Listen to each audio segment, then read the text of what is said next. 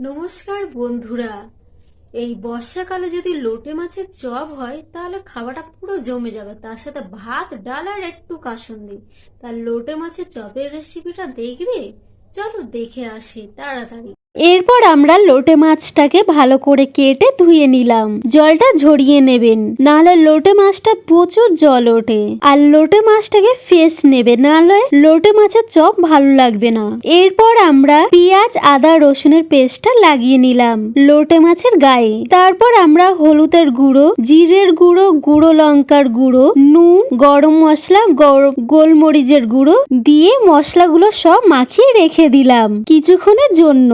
এরপর আমরা একটা বাটির মধ্যে বেসন আর কর্নফ্লাওয়ার, তার মধ্যে হালকা কাঁচা লঙ্কা কুচি, কালো জিরে, নুন, হলুদ দিয়ে ব্যাটারটা তৈরি করে নিলাম। এরপর ব্যাটারের মধ্যে আমরা মাছটাকে ভালো করে ব্যাটারটা লাগিয়ে গ্যাসটাকে আস্তে করে দিয়ে গরম তেলের মধ্যে দিয়ে দিলাম মাছটাকে।